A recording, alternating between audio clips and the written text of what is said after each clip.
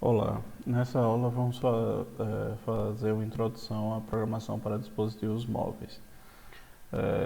A gente vai começar com a contextualização histórica, depois vamos falar onde estão os sistemas computacionais hoje em dia, falar um pouco sobre o futuro, o mercado e o Android. Contextualização histórica. Vamos começar falando aqui do ENIAC, certo? O ENIAC foi o primeiro computador digital eletrônico, certo? É o primeiro computador no formato basicamente do que a gente tem hoje. É claro que a gente tem uma longa história até chegar ao ENIAC, né? Mas como ponto de partida dessa aula, vamos observar este computador. Então, a gente tem o ano de 1946, final da Segunda Guerra Mundial, a gente tem o primeiro computador digital eletrônico construído. Era um computador muito grande, muito pesado e com poder de processamento muito baixo, certo? Comparado, por exemplo, com os smartphones, mesmo os mais simples que a gente tem hoje. Pulando um pouquinho aí para frente, né, já estou falando do final da década de 60, a gente tem o lançamento do primeiro Unix, certo? Eu falo aqui do Unix porque é um sistema operacional que está vivo até hoje, que trouxe diversas inovações na época e foi um grande avanço, né, para a evolução dos computadores. No mesmo ano de 69, a gente tem o lançamento do projeto ARPANET, que foi o projeto que deu origem à internet que a gente tem hoje. Nessa época era um projeto financiado pelos militares americanos e quem desenvolvia eram as universidades americanas. 76, a gente tem o surgimento da Apple, né, e lançamento do Apple I. E aqui a gente tem um pontapé para os computadores pessoais, né? Entre 46, o ano do lançamento do ENIAC, e antes aqui do Apple I, a gente teve a evolução dos computadores e a gente tinha na época aqui os mainframes, né? E os mainframes eram computadores ainda grandes, onde você podia plugar diversos terminais, que basicamente eram telas e teclados, computadores muito caros, né? E a ideia desses computadores menores era de popularizar, né, o computador, fazer com que pequenas empresas, com que pessoas físicas, né, tivessem computadores em suas casas. Então aqui a gente tem esse primeiro computador, né, que deu origem aos PCs, né, os computadores pessoais. Então uma tela, um teclado, né, e toda a parte de eletrônico aqui dentro dessa caixa. Aqui o Apple II, né, a segunda versão. E em 81 a gente tem a IBM lançando o IBM PC, né? Lembra que nessa época aqui a Apple era uma empresa de garagem, né, sem muita grana. Na verdade, vai ter um filme aqui que eu vou indicar para vocês que mostra que a Apple conseguiu aqui financiamento do pessoal da Atari. Mas a IBM tinha um poderio bem maior, empresa grande da época já, e aí ela lança o IBM PC. Né? Tá aqui o computador da IBM, e aí a coisa vai evoluindo. A Apple, ela lança em 84 o Macintosh OS 1.0, que era o primeiro sistema operacional com interface gráfica total incorporada, né? Então aqui a gente já tem janelas, né? A parte visual ainda fraca, né? Foi a primeira versão. Claro que isso aqui evolui bastante, a gente tem as interfaces que tem hoje, né? Mas assim, em termos de conceitos, boa parte do que a gente tem hoje no computador já estava aqui disponível, né? Aí em 90 a gente tem um fim da ARPANET e abertura da internet, abertura comercial da internet, né? Até então estava restrita às universidades e aos militares, né? Então a partir de 90 a gente tem a abertura da internet, que quando você junta aqui com a questão dos computadores, né, que estavam chegando menores e mais baratos. Isso vai criando todo um ambiente propício à popularização do computador. Em 91, a gente tem um lançamento do Linux, né? O Linux vem de Unix-like, né? É um sistema operacional totalmente feito do zero, mas com alguns princípios de como o Unix funcionava, né? Estrutura de arquivos, uma série de coisas de como o Unix funcionava, né? Ele imita, mas com implementação totalmente nova. O sistema operacional dos computadores da Apple é Unix, né? E Linux tem bastante espaço, por exemplo, se você considerar que o Android é Linux, né? E é um dispositivo que tem, a gente vai ver aqui alguns gráficos, né? Tem bastante dispositivo sendo usado, né? Android. 91, a gente tem também o surgimento da web, certo? Lembrem que internet é infraestrutura, né, de rede, e dentro dessa infraestrutura de rede a gente tem serviços. Um deles é o web, né? Às vezes fica difícil de entender a diferença, porque hoje em dia tudo a gente faz basicamente com o navegador, né? Mas aí existem diversos serviços, por exemplo, você tem serviço para enviar e-mail, serviço para receber e-mail, você tem um FTP, que é raro de usar hoje em dia, mas ainda se usa para transferência de arquivos. Você tem, por exemplo, torrent, né, para transferência de arquivos, certo? Então tudo isso aí são serviços e a web surgiu nesse período aí com a proposta de simplificar, né, facilitar o acesso à informação usando a internet para isso, né?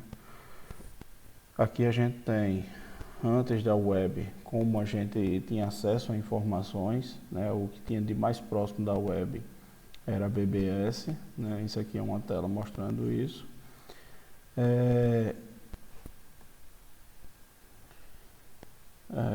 E aí tudo isso aqui cria um ambiente bastante propício para o desenvolvimento aí da informática, né, e para a popularização. No Brasil a gente vê com muita força esse movimento no início da década de 2000, certo? Aí você tem realmente, quando junta aqui o computador pessoal com a web, né, você tem um atrativo muito forte. Aí vem também questão de custo, né, de provedor, custo para acessar a web, a internet, na verdade. E aí você tem um grande acesso a isso a partir de 2000. Pronto, de um outro lado, né, eu mostrei até agora a parte do computador. E aí agora eu vou mostrar o lado dos celulares, certo? E essas coisas em algum ponto elas se cruzam, né? Essas histórias aí se fundem numa coisa só. Então em 83 a gente tem o lançamento do primeiro celular. Então esse aqui foi o primeiro celular comercializado, foi um Motorola, né? Aqui está o nome dele, Dynatac 8000X AMPS. Aqui tem alguns outros dispositivos demonstrando aqui a evolução. A gente chega aqui, né, acho que esse aqui é o primeiro iPhone 1.0. Então o celular foi de 83, o primeiro smartphone foi de 93, né, 10 anos depois. Lembra que um pouco depois do surgimento da web, né, 2 anos só de web, a gente tem o primeiro smartphone. Então era esse modelo aqui, IBM Simon, certo? Então ele combinava funcionalidades de um celular com um PDA, né? PDA vem de personal digital, assistente digital pessoal. Então tinha a parte de agenda de contatos, agenda de compromissos. Esse dispositivo já era touchscreen, né? Já tinha a tela aqui touchscreen, e ele acessava e-mails, né, acessava e enviava e-mails, certo? Nessa época esse dispositivo não fez sucesso, mas é algo importante aí na evolução, certo?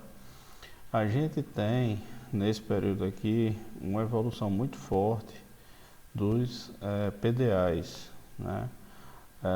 A Palm era uma empresa bastante forte nesse segmento, né? Ela chegou também a fazer smartphones, mas aí quando surgiu o iPhone logo perdeu espaço.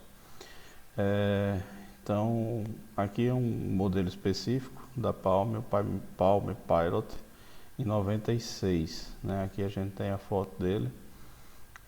Ele tinha uma tela LCD monocromática, né? Não era colorida, de 160 por 160 pixels, processador de 16 MHz, né? Que já era, para um dispositivo simples desse aqui, já era um baita processamento na época, não muito distante dos computadores, certo? E 512K de memória interna, certo? Um recurso interessante que ele tinha aqui, essa parte aqui inferior, onde você poderia com a caneta entrar escrever, né? Escrever como se fosse letra cursiva, né? Existia uma codificação aí, você tinha que memorizar cada letra, mas dava para escrever mais ou menos como se fosse letra cursiva. A ideia é essa, que você escrevesse de uma forma mais natural e de certa forma acelerada. Aí a gente tem, observa aqui, né? 83 celular, 93 primeiro smartphone, 96 estou falando aqui dos PDAs, né? Dos Palms. E a gente tem aqui em 2006 pré-iPhone, o iPhone de 2007. Eu estou mostrando aqui um modelo da Nokia, né? Um smartphone Nokia N95, certo? Então isso aqui na época era um smartphone bastante desejado, era dos melhores dispositivos que tinha na época, certo? Era forte nessa época a presença do teclado físico, certo? E a tela, quando era touchscreen, não era sempre que era touchscreen. Por exemplo, aqui você navegava aqui, eu não lembro se essa aqui era touch, eu acho que não lembro. Eu sei que aqui é um direcional, que você consegue se movimentar aqui. E quando era touch, era resistiva, né? As telas de hoje basicamente todas são capacitivas, que têm uma sensibilidade melhor. E aí em 2007 a gente tem o lançamento do primeiro iPhone, né? Aqui uma foto dele. E aí a partir daí a gente tem toda uma alteração no mercado de dispositivos smartphones. O iPhone, a Apple, né, através do iPhone, meio que determina a evolução dos smartphones. Em 2008, um ano depois, a Google, né, junto com outras empresas, forma uma aliança e lança um Android, né? Aqui está o primeiro dispositivo, foi um dispositivo da marca HTC, né? Observa aqui a tela, um formato já parecido com o iPhone, só que ele ainda preserva aqui um slide, né? Você está aqui com o celular fechado, né? O smartphone fechado, mas você poderia abrir um teclado QWERTY, né? Que a gente chama completo aqui, tá? Então tiveram alguns modelos. Nesse período inicial do Android, a gente teve alguns modelos que tinham o teclado mais ou menos desse estilo aí. Acho que a Motorola tinha um que era chamado Milestone, que era muito, no Brasil fez bastante sucesso. Pronto, então a respeito da contextualização histórica seria isso. E aí a gente passa, né, a sugerir alguns filmes, documentários, certo? Interessantes aí para acompanhar tudo isso.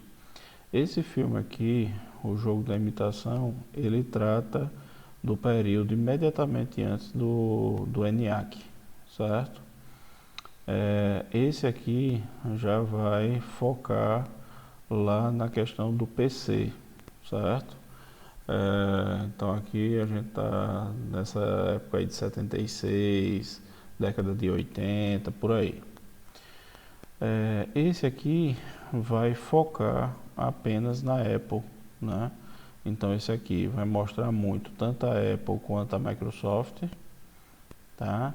E esse aqui, o Jobs, vai focar no Steve Jobs, né, da Apple, e aí mostra, né, a trajetória toda dele aí. Esse aqui vai focar na guerra dos navegadores, né? Então, navegador web, eu falei há pouco que a web é de 91, né? Se não me engano foi isso, 90 foi 91.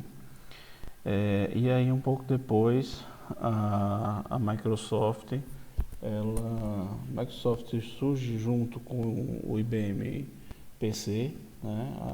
A Microsoft foi uma empresa que surgiu oferecendo à IBM um sistema operacional.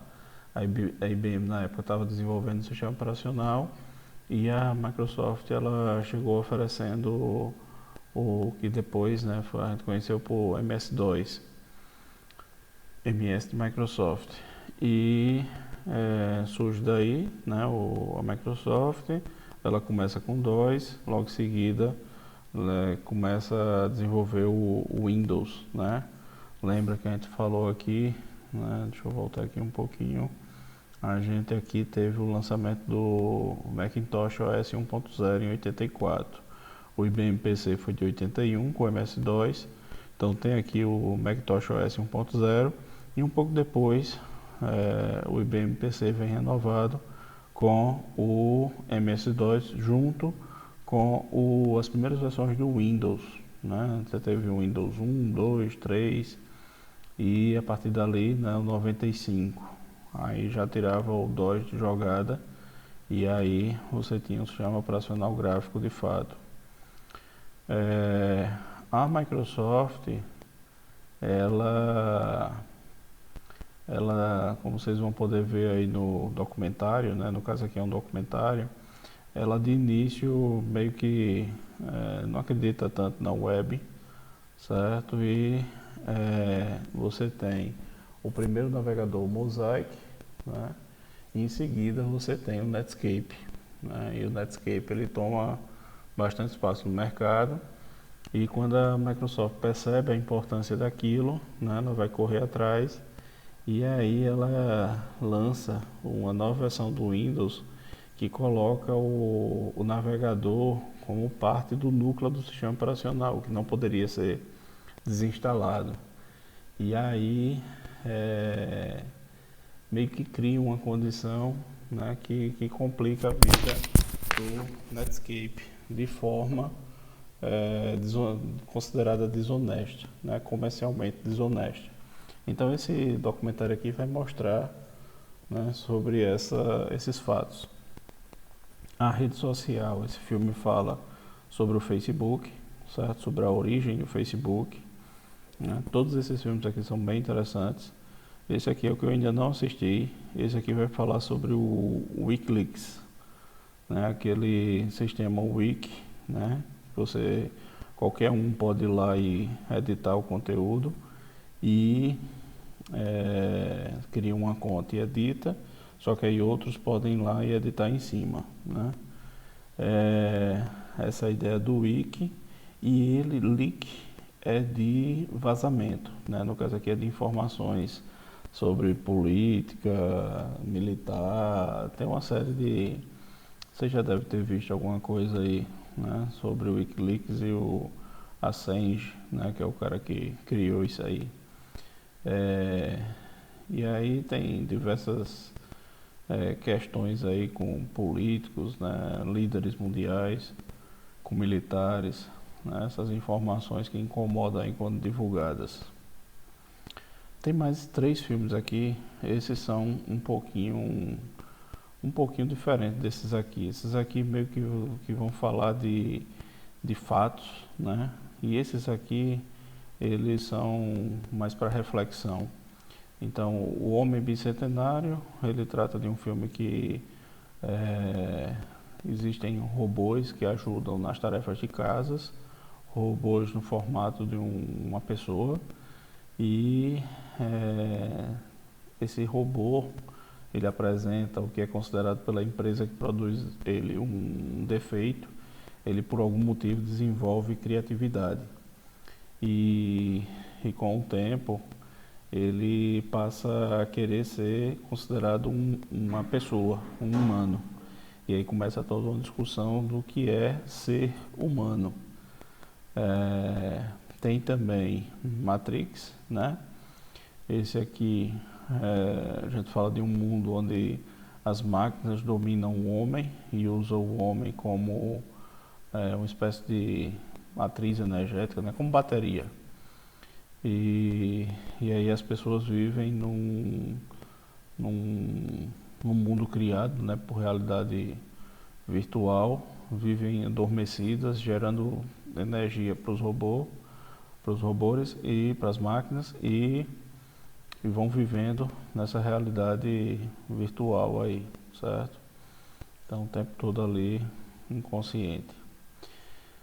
E esse outro aqui sobre robótica, né? Sobre as leis da robótica. São três filmes que eu também gosto bastante.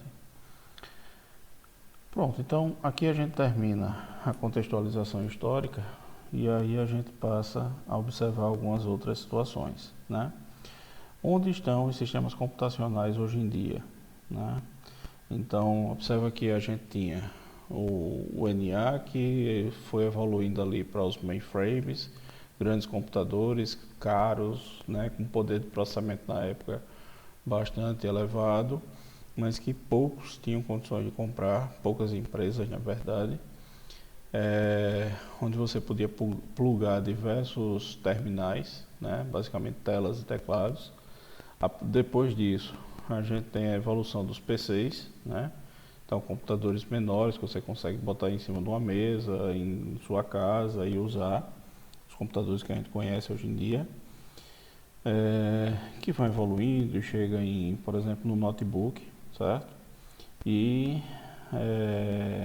a partir daí a gente vai chegando nos smartphones, né? O smartphone de hoje em dia basicamente é um computador, certo? O princípio de construção, os componentes dele basicamente são os mesmos de um computador, né? E cada vez mais, inclusive eu tenho gráficos aqui de mercado mostrando isso, as pessoas estão usando cada vez mais smartphones e menos computadores, né? Dependendo do tipo de tarefa que você precisa realizar, o smartphone vai cumprir muito bem essa tarefa, né? A gente tem variação do que seria o smartphone, com telas maiores seriam os tablets, né? Eu lembro bem da época que a Apple lançou o primeiro tablet e a zoeira, o pessoal falando como se fosse um smartphone grandão e o pessoal tentando botar aquilo no ouvido para falar e tal. E aí, hoje em dia a gente vê os sistemas computacionais, né, eles presentes cada vez mais em diversos dispositivos, né? A gente tem, por exemplo, smartwatch, né, os relógios, né, que o pessoal está usando bastante para a parte de atividade física, para monitoramento, né, da atividade, monitoramento de saúde. A gente tem sistemas computacionais presentes em diversos recursos num automóvel, por exemplo, né? Então você tem, por exemplo, o freio, né? Hoje em dia ABS, que é composto de sensores, né? E tem os atuadores também para permitir uma frenagem mais rápida e dessa forma garantir mais segurança. A gente tem centrais multimídias cada vez mais avançadas, né, com recursos cada vez mais avançados. Então você tem Smart TVs, né, que inclusive hoje em dia dispõe do sistema do Google, né, o Android TV, tem também a Apple TV. A gente também, hoje a gente já vê também bastante eletrodomésticos, né, cheios de recursos computacionais, certo? E aí há uma tendência, né, e aí a gente já começa a falar aqui de futuro, há uma tendência cada vez mais dos sistemas computacionais estarem presentes, né, nos eletrodomésticos, né? A gente fala bastante hoje em dia se fala bastante de internet das coisas, né? E a ideia é que esses eletrodomésticos e alguns utensílios eles sejam dispositivos computacionais que estejam conectados, né? E a partir daí surgindo, né, diversas aplicações que você pode fazer a partir daí, né? Sua geladeira, por exemplo, atender uma requisição que você faz pelo smartphone, perguntando o que é que está faltando, por exemplo, e ela te responde. Ela mesmo fazendo um pedido, né? Por exemplo, usando um iFood da vida, que hoje em dia você faz pedido do supermercado. Você tem, através do seu smartphone, você consegue acessar câmeras que tem na sua casa, você consegue controlar a sua casa, né, abrir uma porta, ligar uma lâmpada, acionar um microfone, né, seria o microfone de uma câmera, por exemplo, dentro da sua casa. Então há uma tendência, né, dos sistemas computacionais estarem cada vez mais presentes, né, e muitas vezes presentes de uma forma mais, vamos dizer assim, de forma que eles ficam ocultos, né? Você tem dispositivos que tem um monte de recursos, mas você não enxerga ali o sistema computacional propriamente dito, né? Ele está meio que oculto ali. Em breve, né, a gente vai ver cada vez mais presente os automóveis autônomos, né, que precisam se comunicar, eles devem estar se comunicando com dispositivos ao longo das pistas ou com outros carros, certo? Eles podem estar se comunicando, e assim sucessivamente. Vamos ver agora alguns gráficos. Deixa eu ver aqui. Vamos ver isso aqui no site mesmo, que eu acho que fica mais fácil visualizar. Então vamos observar aqui no site StatCounter, né? Eu começo mostrando aqui sobre ferramentas de busca, certo? Então vamos dar uma olhada aqui. Eu tenho aqui no site, cadê? Search Engine, acho que é esse aqui. Não, é esse aqui, Search Market Share. Acho que é esse aqui.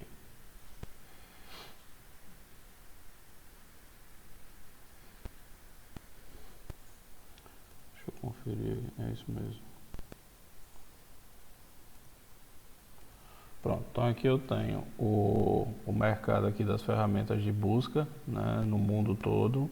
Isso no último ano, setembro de 21 a setembro de 22, né, eu tenho aqui ao longo de todo esse último ano. A gente hoje, em setembro de 22, a gente tem, no último mês, né, que acabou sexta-feira, a gente tem aqui o Google com 92,42%. Tem uma série que ele lista, né, quais são os serviços, né? Então aqui você tem o Google, o buscador do Google, o Bing, né, que aparece fraquinho aqui com 3,45%, mas é quem ainda aparece, e o restante fica meio que embolado aqui embaixo. Então a gente tem o Yahoo, né, que já foi líder nesse mercado.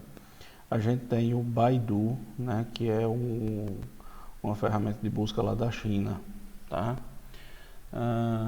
Deixa eu ver o que é que eu trouxe aqui.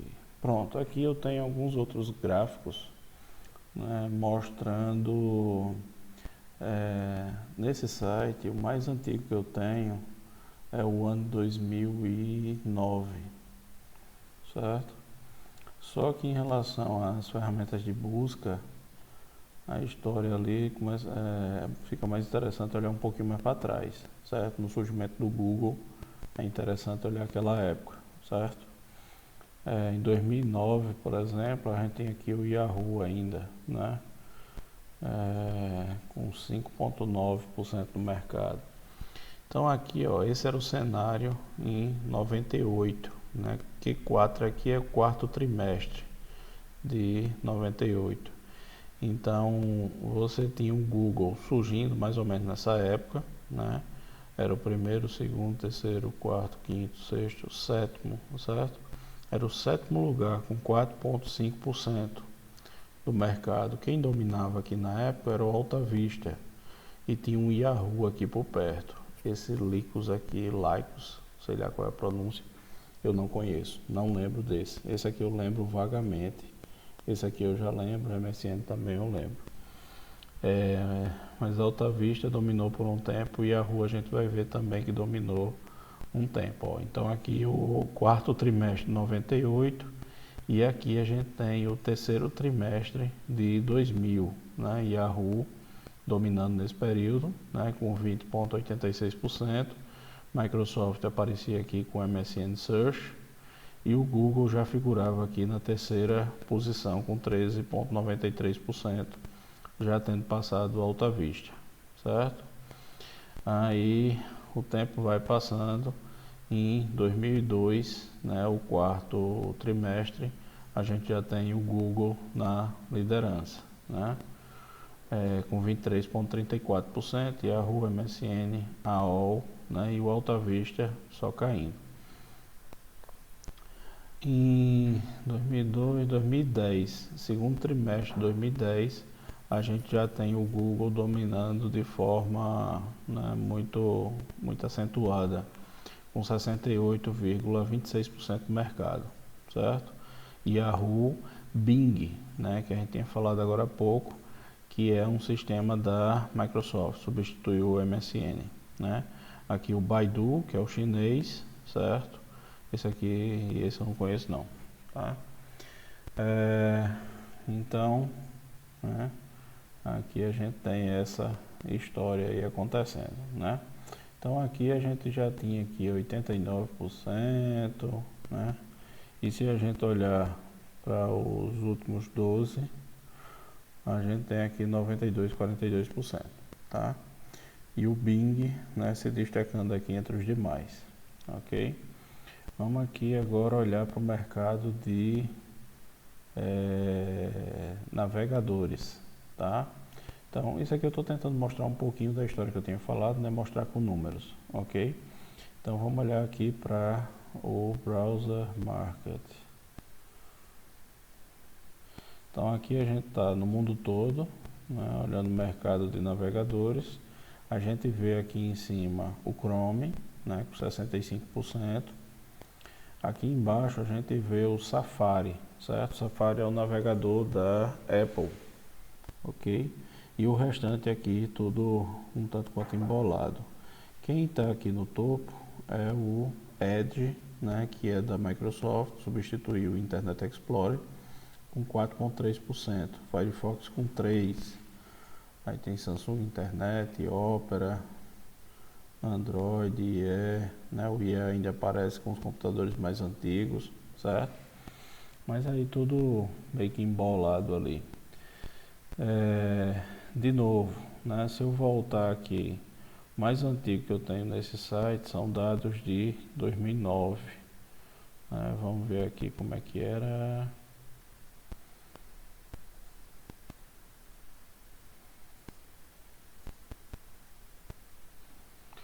Então aqui em 2009 a gente tem o IE dominando, né? Então de novo, veja aquele documentário lá, Guerra dos Navegadores, tá? Aqui o IE, o Firefox, né? O Firefox veio depois do Netscape, né?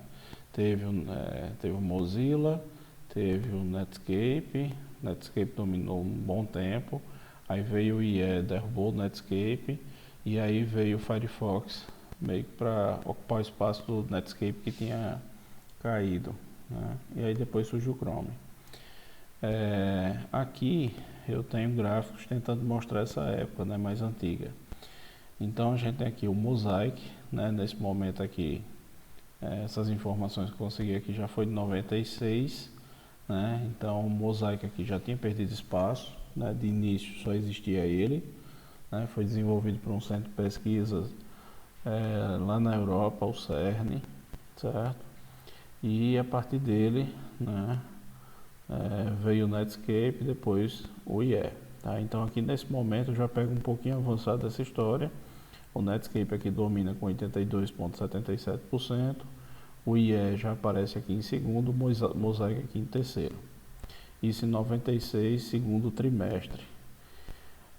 Em 96, né? Aí em 99 a gente já tem o IE, né, pulando para cima, né, ultrapassando o Netscape, e o Mosaic, que tinha 6,93%, praticamente desapareceu, né, só com 0,09%, certo?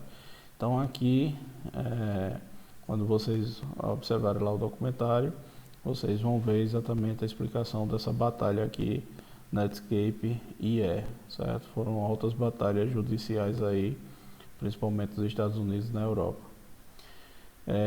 Em 2002, primeiro trimestre, né, o Internet Explorer, que estava com 52,78%, já tinha pulado para 90,83%. Netscape caindo cada vez mais, o Mosaic, que já era praticamente significante, tinha caído mais ainda, né? E aqui a gente já vê o surgimento do Firefox, certo?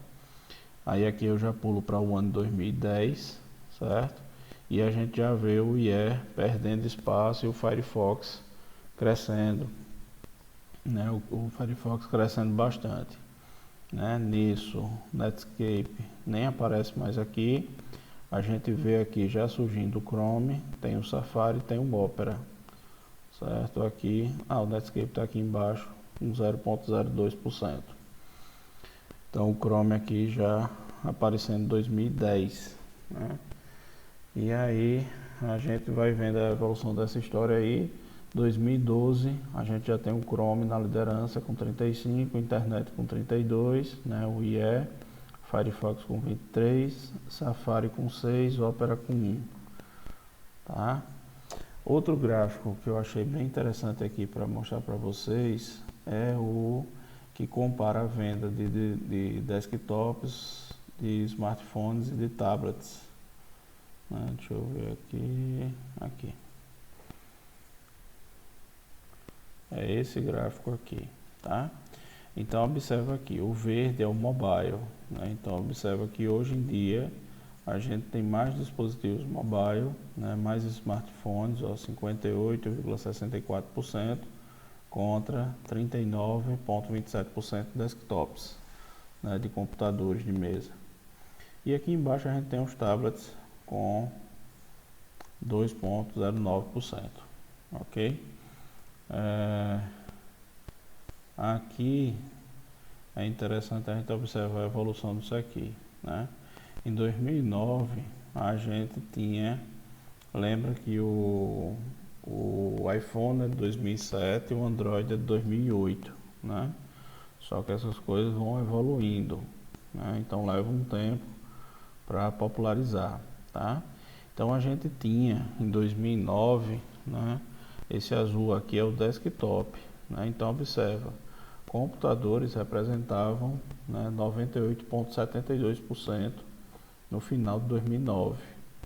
Os smartphones apenas 1,28%, né? Mas aí o tempo vai passando, os computadores, a venda de computadores vai caindo e a venda de smartphones vai aumentando. Depois surgem os tablets, né? É bem interessante ver aqui, ó. Aqui em 2010 a gente já começa a ver uma queda, né, dos desktops e uma certa aceleração aqui na venda de smartphones, né? Então a gente vai vendo isso aqui, tá, eu mostrei 2009, 2010, Vamos pular um pouquinho aqui para frente, 2014.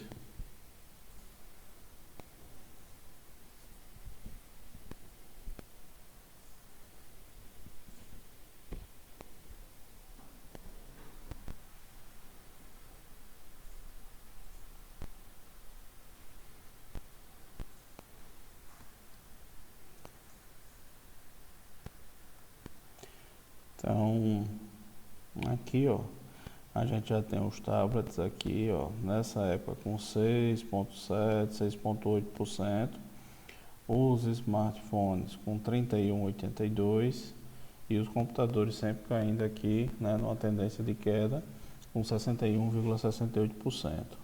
Vamos pular aqui para 17. Vamos ver aqui o que é que acontece.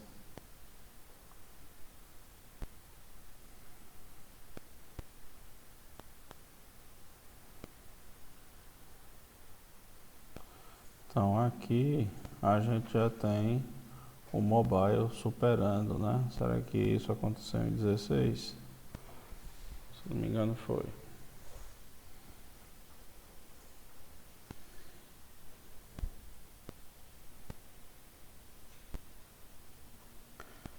Foi exatamente isso. Em 2016, né?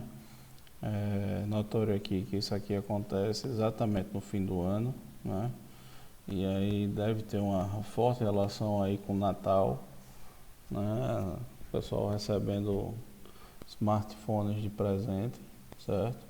Então aqui a gente tem já terminando o ano 2016 com 44% de desktops e 50% de smartphones, né? E nisso os tablets em 4,9%, certo? Vamos avançando aqui para os 12 últimos meses e a gente tem hoje os smartphones com 58%, os desktops com 39% e os tablets com 2,09%, tá? Então aqui eu tenho alguns momentos e aqui eu vou olhar para sistemas operacionais, certo? Sistemas operacionais no Brasil. Vamos ver aqui.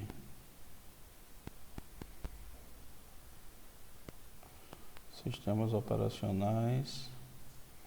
Inicialmente aqui o Worldwide, né, no mundo todo. Então, no último ano, né, vamos ver aqui o setembro, né, o mês que acabou agora. A gente tem aqui Android com 42,96%, tá? A gente tem um Windows, aqui está misturado, a parte mobile e a parte desktop. Então aqui é interessante a gente ver essa briga, né, entre esses dois mundos aí, né? Então aqui a gente tem smartphones Android com 42,96%, o Windows, né, computadores com 26,48%. Aqui aparece o iOS, né, que é o sistema operacional dos celulares da Apple, né, do iPhone. Aqui o OS X, que é o sistema operacional dos computadores da Apple, né? Seria o concorrente do Windows, certo? E aqui tem um desconhecido e Linux 1,11%, tá? Pronto, isso é no mundo, né? Se a gente olhar agora para o Brasil, a gente pode também olhar aqui para o nosso país. A gente vai ver algo mais ou menos parecido, certo? Aqui tem uma ultrapassagem do Windows, mas bem parelho, 43, 41 aqui. A gente tem o iOS aqui, né? E o OS X aqui embaixo, né? A gente vê que os números, a ordem entre eles, assim, basicamente tá a mesma, né? Só que em termos de percentual, iOS e OS X cai um bocadinho em relação ao mundo, né? Isso tem a ver com o poder aquisitivo, né, do país. Que mais? Aqui, vamos ver aqui ainda Brasil, certo? Aqui a gente está vendo Brasil, último ano. Vamos ver aqui 2013, certo? Como é que a gente estava? 2013, a gente tem começo de uma queda mais acentuada em relação ao Windows, certo? Então o Windows aqui começando a cair, né? E o Android começando a decolar, certo? A gente tem aqui no mundo, né? O último ano, vamos ver, a gente já tinha visto, né? Vamos ver aqui os últimos 2 meses e no mundo, cadê o Worldwide? Então é isso aqui que a gente tem, né? Que a gente já tinha visto, certo? Aí eu vou mostrar agora como isso era em 2009. Vamos olhar aqui 2009.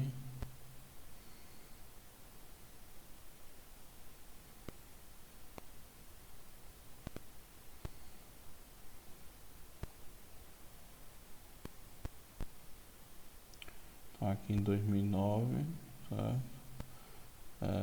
Isso no mundo 2009. Quem é que aparece aqui? OSX. Beleza. Aí vamos pular um pouquinho para frente, vamos para 2013.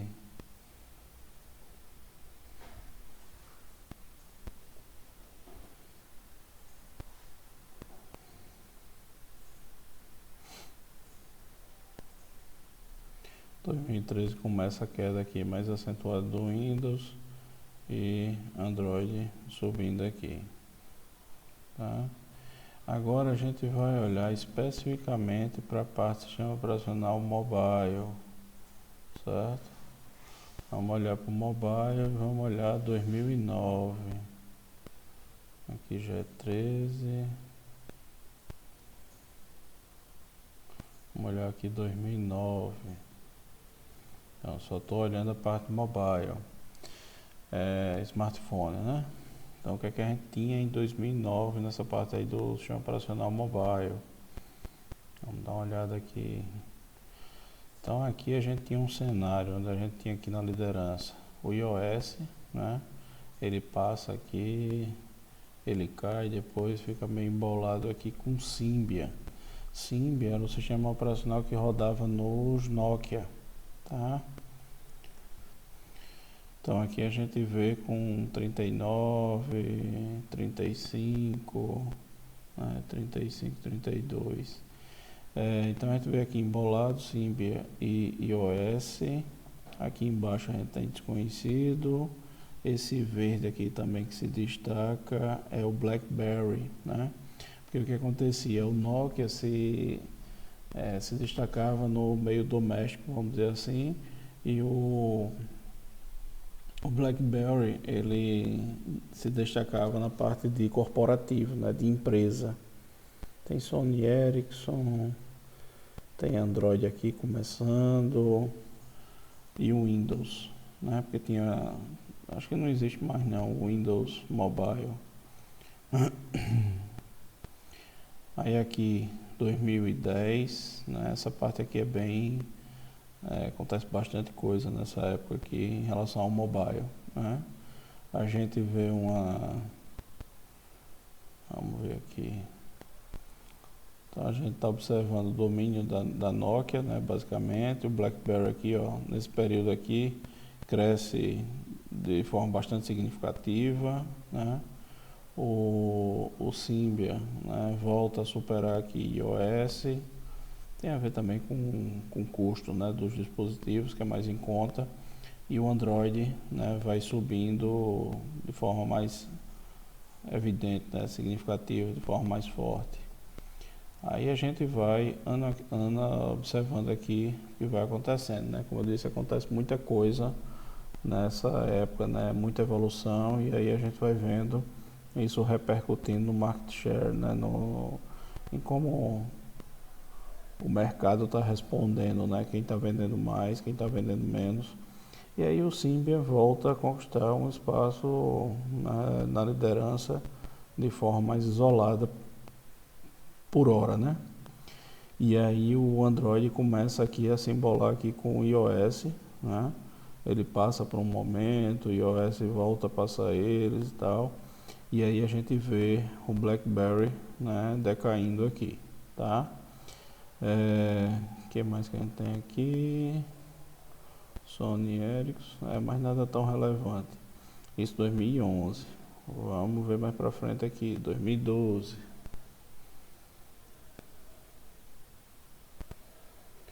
2012 já tem algo bastante significativo aqui, né, no mercado. A gente tem o Android assumindo aqui liderança com 33%, a gente tem iOS aqui com 23%, né? E a gente tem o Symbian aqui em queda, mas tem um Series 40 aqui subindo. Isso na verdade foi uma tentativa da Nokia de se recuperar no mercado, né? Então ela estava trocando o sistema operacional Symbian OS pelo Série 40, né? Mas aí a gente vai ver na evolução aí que não teve o efeito desejado, né? Então aqui, ó, vamos ver a evolução disso aqui. E a gente vê aqui, ó, o Série 40, ó, ele estacionado aqui, chegou no máximo a menos de 15%. Na iOS aqui e Android com 43% praticamente, certo? E o Symbian caindo cada vez mais porque estava sendo substituído, né? E aí o tempo vai passando, isso é 2013, vamos para 14.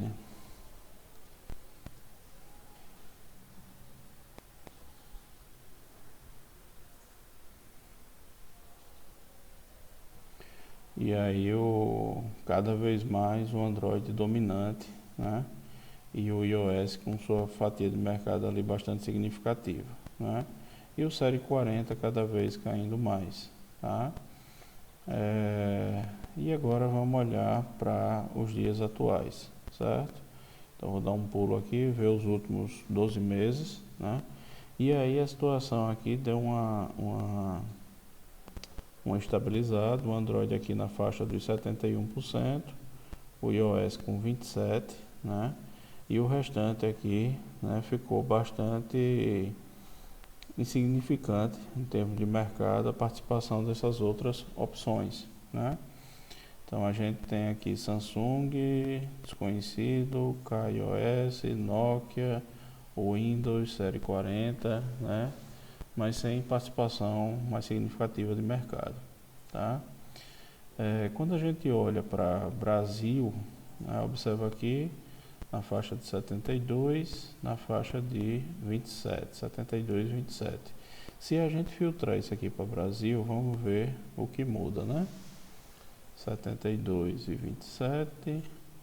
Aqui a gente tem uma participação mais forte do Android, né? Dispositivos mais baratos. E aqui, né, tá 27 no mundo, iOS. No Brasil aqui terminou setembro com 18,7%. Né? Isso certamente tem a ver com poder aquisitivo, né? Custo dos dispositivos mais elevados, né?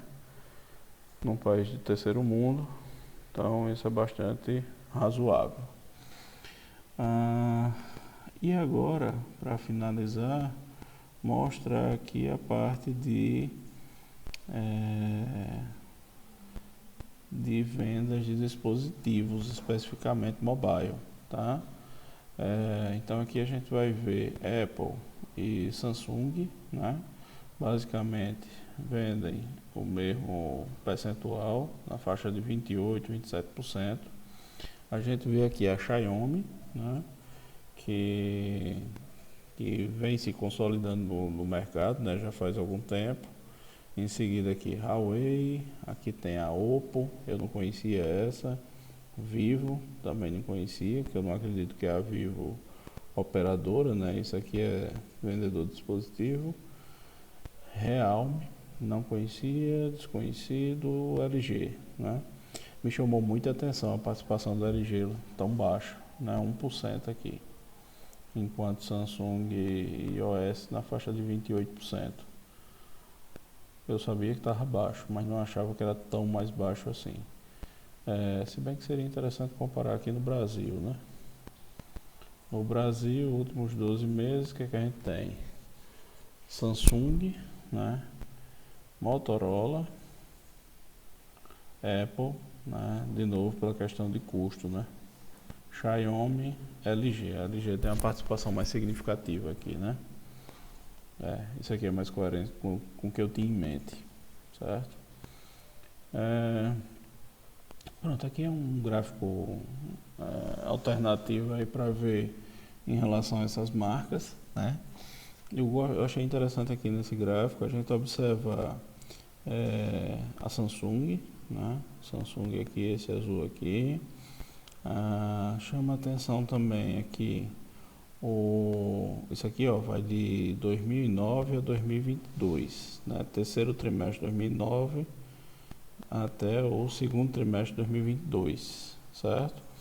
Então a gente tem aqui a Samsung, né, com uma participação bastante significativa, né? No 2009 ela está ainda crescendo e a partir de 2011, né, ela tem uma fatia expressiva do mercado.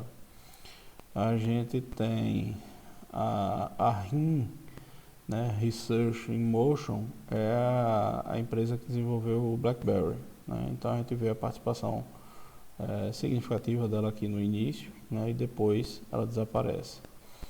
A gente tem, deixa eu ver aqui, a Nokia, também a participação bastante significativa aqui no início, né, e aí vai desaparecendo. Acredito que a partir daqui ela ainda existe hoje em dia, mas nem se compara ao que foi no passado.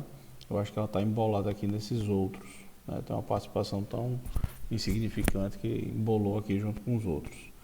A gente tem a HTC, né? O primeiro Android foi dessa marca chamada HTC, LG aqui, né? E aí a gente vê também ela perdendo espaço, certo? A Xiaomi aparecendo aqui, né? Ela começa a aparecer aqui em 2013, mas aí fica mais significativa aqui a partir de 2017, tá? Então tudo isso aí a gente chama atenção. Deixa eu ver aqui. Participação da Sony também bastante limitada e durante muito pouco tempo. Xiaomi aqui eu já falei, a RIM do BlackBerry, a tal da Oppo, né? É uma participação menor, mais significativa. A HTC eu já falei aqui, né? Ela hoje em dia acho que ainda existe, mas aí está embolada aqui. Participação de venda pouca, né? Lenovo não lembrava de smartphones Lenovo. Ela teve uma participação mais significativa aqui nesse período aqui, 2012, 2015, certo?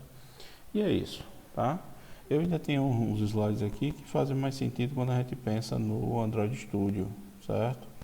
No Android Studio a gente tem que estar sempre atento no API Level, né?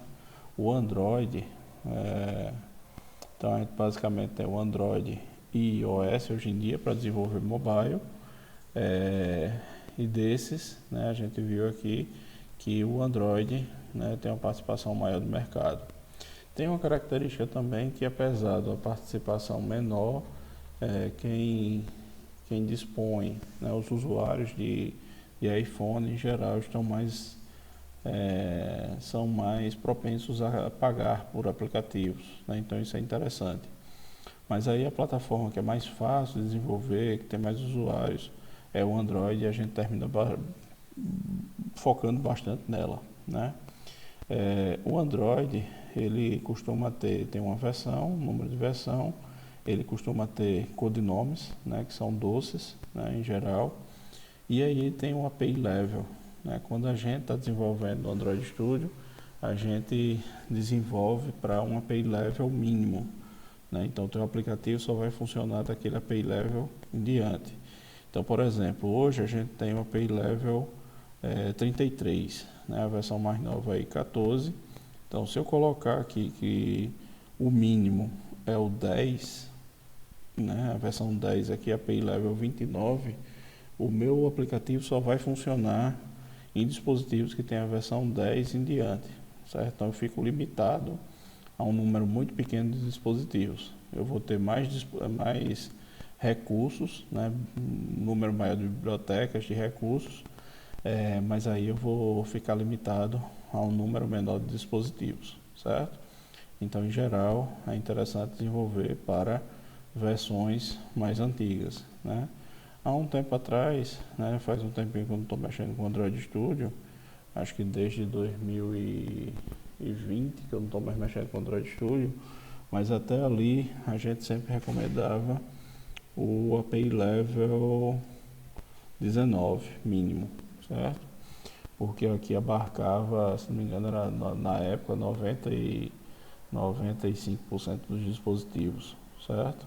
Hoje em dia já deve ter subido isso aí. Quando você está no Android Studio, ele indica, né? Você bota API Level tal, ele diz, esse aqui vai ser acessível por tantos por cento dos dispositivos ativos, certo?